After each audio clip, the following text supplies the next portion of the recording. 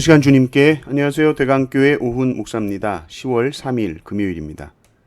하나님 우리에게 준 말씀은 여호수아 19장 24절에서 51절까지 말씀입니다. 다섯째로 아셀 자손의 지파를 위하여 그 가족대로 제비를 뽑았으니 그들의 지역은 헬각과 할리와 베덴과 악삽과 알람멜렉과 아맛과 미살이며 그 경계의 서쪽은 갈멜을 만나 시올 림낫에 이르고 해 뜨는 쪽으로 돌아 벳다곤에 이르며 스불론을 만나고 북쪽으로 입다엘 골짜기를 만나 베데멕과 느이엘에 이르고 갑을 왼쪽으로 나아가서 에브론과 르홉과 함몬과 가나를 지나 큰 시돈까지 이르고 돌아서 라마와 견고한 성읍 두로에 이르고 돌아서 호사에 이르고 악십 지방곁 바다가 끝이 되며 또 움마와 아벡과 르홉이니 모두 22 성읍과 그 마을들이라. 아셀 자손의 지파가 그 가족대로 받은 기업은 이 성읍들과 그 마을들이었더라.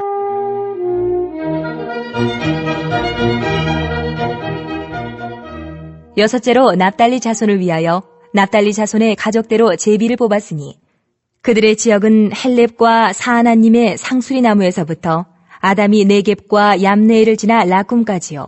그 끝은 요단이며 서쪽으로 돌아 아스노 타볼에 이르고 그곳에서부터 훅곡으로 나아가 남쪽은 스불론에 이르고 서쪽은 아셀에 이르며 해 뜨는 쪽은 요단에서 유다에 이르고 그 견고한 성읍들은 시딤과 세르와 함막과 락각과 긴네렛과 아다마와 라마와 하솔과 게데스와 에드레이와 엔하솔과 이론과 믹다렐과 호렘과 베다낙과 벳세메스니 모두 19 성읍과 그 마을들이라.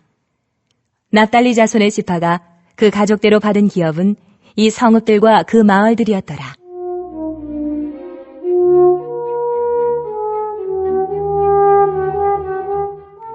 일곱째로 단 자손의 지파를 위하여 그들의 가족대로 제비를 뽑았으니 그들의 기업의 지역은 소라와 에스다올과 이르세메스와 사알라핀과 아얄론과 이들라와 엘론과 딤나와 에그론과 엘드게와 깁부돈과 바알락과 여훅과 브네브락과 가드림몬과 메이알곤과 락곤과 요빠 맞은편 경계까지라. 그런데 단 자손의 경계는 더욱 확장되었으니 이는 단 자손이 올라가서 레셈과 싸워 그것을 점령하여 칼날로 치고 그것을 차지하여 거기 거주하였습니다. 그들의 조상 단의 이름을 따라서 레셈을 단이라 하였더라. 단 자손의 지파가 그에 딸린 가족대로 받은 기업은 이 성읍들과 그들의 마을들이었더라.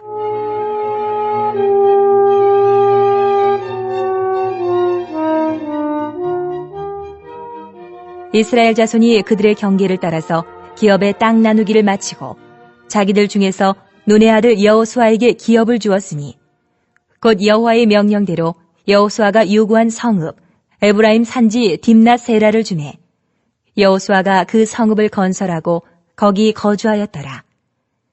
제사장 엘르아살과 눈의 아들 여호수아와 이스라엘 자손의 지파의 족장들이 실로에 있는 회막문 여호와 앞에서 제비 뽑아 나눈 기업이 이러하니라. 이에 땅 나누는 일을 마쳤더라. 아멘.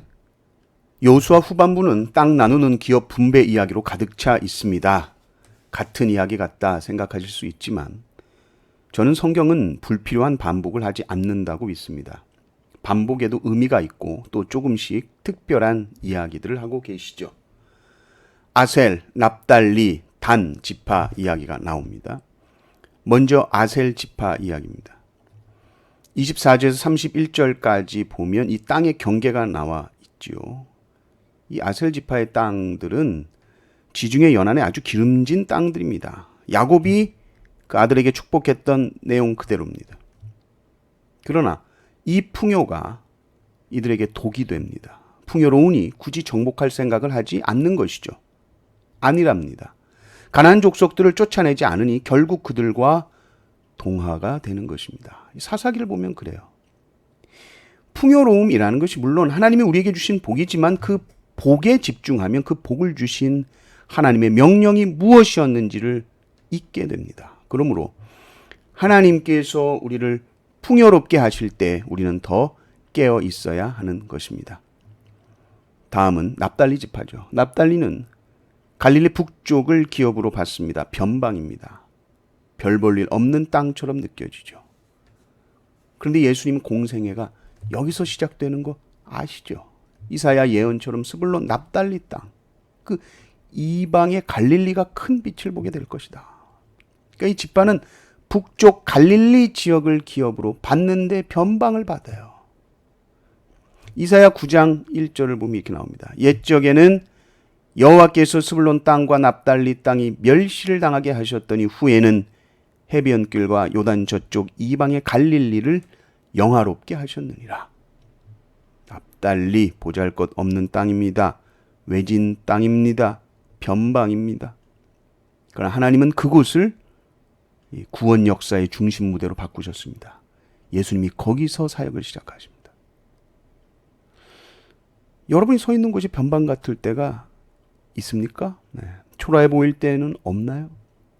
그러나 우리 주님이 변방에서 사역을 시작하셨다. 가장 낮은 곳, 그 자리도 주님은 귀하게 쓰십니다. 그 다음에 단지파가 나오죠. 단지파도 이 블레셋 근처에 좋은 땅을 받았습니다. 그런데 이 단지파는 여러분 아시죠? 아예 처음부터 그 땅을 차지하지 못합니다. 그래서 하나님께서 주신 곳이 아니라 북쪽으로 쫓겨가게 되고 이주하게 되고 방황하게 되는 것이죠. 안타깝습니다. 하나님께서 주신 기업을 뺏기고 아예 다른 곳으로 옮겨간 지파는 이 단지파가 유일합니다. 그러니까 중요해요. 처음 주신 자리를 지키는 거 중요합니다. 처음 주신 은혜, 처음 주신 마음, 처음 주신 감사, 처음 주신 사명, 그 자리 지키지 못하면 단지파처럼 방황할 수 있는 거예요. 하나님 주신 기업은 반드시 믿음으로 지켜야 하는 것입니다. 아셀 지파, 납달리, 또 단지파 이 기업 이야기가 나오고 이제 마지막 기업을 분배하는데 여호수아 몫이 분배가 되는 것입니다. 그것이 이제 마지막입니다. 그러니까 백성을 위해서 다 나눠준 후에 여호수아는 맨 마지막에 기업을 받습니다. 이때까지 여호수아는 요청하지 않았습니다. 가장 마지막에 요청합니다. 요청이죠. 명령이 아닙니다. 왜냐하면 그 요청에 백성들이 여호수아에게 기업을 주었다 이런 식으로 표현되어 있습니다. 49절을 보면 주어가 이스라엘 자손으로 나옵니다. 그러니까 여호수아에게 기업을 준 주체가 이스라엘 자손으로 나오죠. 만약에 여호수아가 내가 지도자인데 내 뜻대로 이렇게 줘 자기 기업을 취했다면 성경이 이런 표현을 할 수 없었을 겁니다. 여호수아는 자신의 몫을 자기가 먼저 챙기지 않았습니다. 지도자로서 끝까지 섬기고 충성한 후에 마지막에 받습니다. 오늘 이 말씀을 통해서 이 분배 기록들, 반복되는 분배 기록 같지만은 오늘 본문은 여러 가지 메시지를 담고 있죠. 풍요 속에서 더 깨어 있어야 된다. 또 너의 자리가 변방 같아도 하나님은 그곳을 얼마든지 중심 무대로 삼으실 수 있다 하는 것이죠. 하나님이 주신 기업, 사명, 은사 이거는 정신 차리고 끝까지 붙들어야 된다. 안 그러면 단지파처럼 되는 거예요. 또 리더는 자기 것 챙기는 거 우선하지 않고 겸손히 섬기는 자다. 오늘 우리의 삶에 주신 자리, 가정, 교회, 또 우리에게 주신 사명, 또 하나님께서 주신 줄 알고 감사하며 충성하시기 바랍니다. 그리고 무엇보다 예수님처럼 섬기고 사시기를 주님의 이름으로 축원합니다. 아멘.